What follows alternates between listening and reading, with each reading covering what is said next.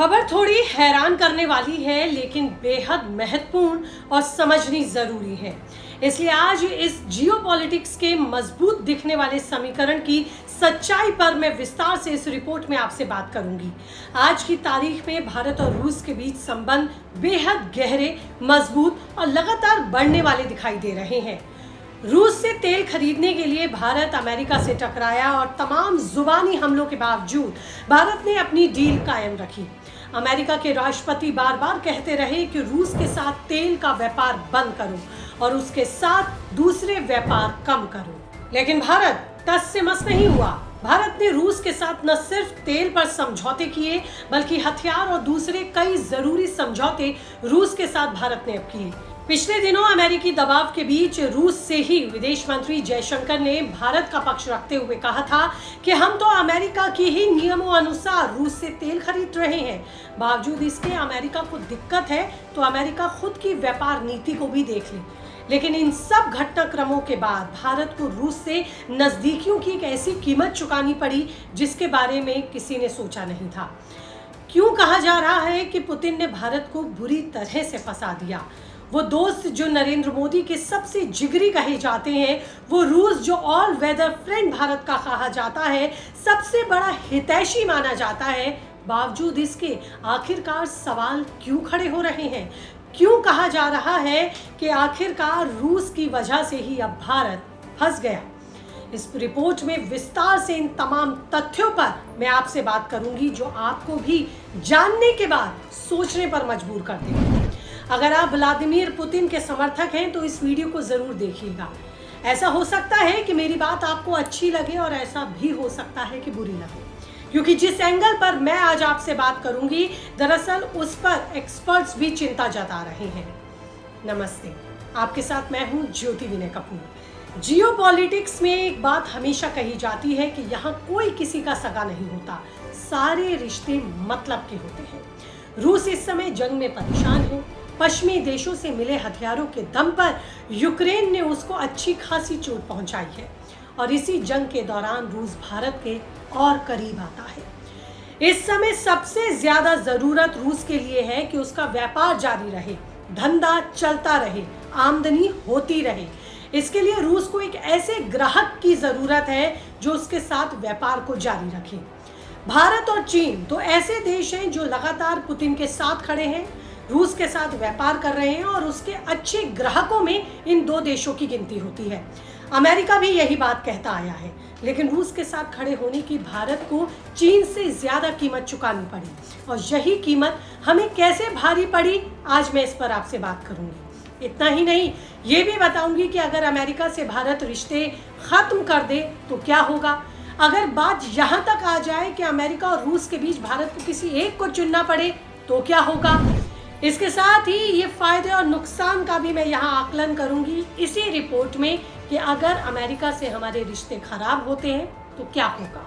तो सबसे पहले बात करती हूँ इस रिपोर्ट में साल 2022 में यूक्रेन वॉर की, जहां से रूस ने सस्ते दामों पर तेल को बेचना शुरू किया। भारत को मौका मिला, भारत को भी अपनी ऊर्जा जरूरतों को पूरा करना था। फिर क्या था, खूब तेल की खरीद हुई।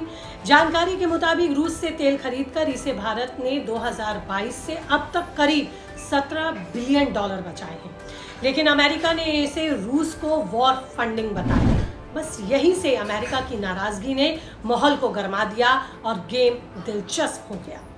अमेरिका लगातार भारत को कहता रहा है कि तेल मत खरीदो, रुक जाओ भारत, लेकिन भारत ने एक नहीं सुनी। नतीजा ये हुआ कि ट्रंप ने भारतीय सामानों पर पहले 25% टैरिफ लगाया और फिर 27 अगस्त को हम पर पेनल्टी के तौर पर 25% और थोप दिया गया, यानी कि कुल मिलाकर 50% टैरिफ भारत के सामानों पर लग गया, जिसकी वजह से भारत के 190 बिलियन डॉलर यूएस एक्सपोर्ट्स में 40% की गिरावट आई, यानी कि 37 बिलियन डॉलर का नुकसान सिर्फ इस साल। टेक्सटाइल में 5 लाख नौकरियां खतरे में हैं, क्योंकि 40% जेनरिक दवाएं और कपड़े यूएस जाते हैं। गौर कीजिएगा, अर्थशास्त्रियों के मुताबिक भारत ने रूस के साथ तेल व्यापार में कुछ मुनाफा जरूर कमाया, मगर मुनाफे को ट्रंप के टैरिफ के बाद गंवाना भी पड़ा। पहले का अमेरिका भारत को सॉफ्ट नजरिए से देखता था। चीन के खिलाफ भारत को एक अपना मजबूत वैकल्पिक देश के तौर पर देखता था, लेकिन तेल के खेल ने अमेरिका के नजरिए को बदल दिया। एक्सपर्ट्स कह रहे हैं कि एक नज़र में तो लगेगा कि रूस भारत के साथ है, लेकिन सच यही है कि अमेरिका से जिस तरीके से भारत के रिश्ते अब उतार चढ़ाव भरे रहे, एक्सपर्ट्स मान रहे हैं कि रूस ने अपनी चाल से भारत को ही संशय में डाल दिया। देखिए, रूस हमेशा चीन के साथ खड़ा रहता है, लेकिन चीन के साथ भारत के रिश्ते मौके के हिसाब से रहते हैं। रूस अपनी ज़रूरत की बात पाकिस्तान के साथ भी करता है, और यही वजह है कि एक्सपर्ट्स का ये भी मानना है कि भारत बीच में फंसता दिख रहा है।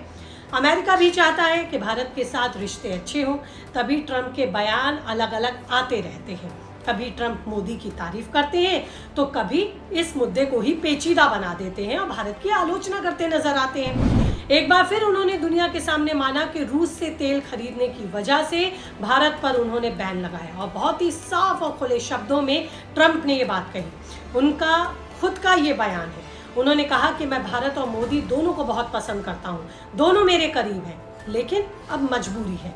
देखिए, कोई नहीं चाहेगा कि अमेरिका से उसके रिश्ते खराब हो। सालों तक भारत भी अमेरिका से रक्षा उपकरण खरीदता रहा और आगे भी खरीदेगा।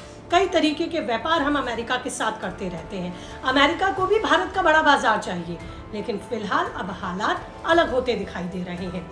अमेरिका ने भारत पर ज्यादा सख्ती दिखाई, लेकिन इस बार अमेरिका के हिसाब से बात नहीं बनी। अब नरमी भरे बयान भी आ रहे हैं। देखिए, अमेरिका को क्वाड में भारत की जरूरत है, खासकर चीन को काउंटर करने के लिए, लेकिन रूस का तेल इस बैलेंस को अब तोड़ रहा है। अब सवाल ये है कि अमेरिका जिससे भारत बैलेंस करके चलता आ रहा था, उसके साथ ये डिसबैलेंस क्यों हुआ? तो देखिए, साल 2014 से यूएस भारत रिश्ते शानदार थे।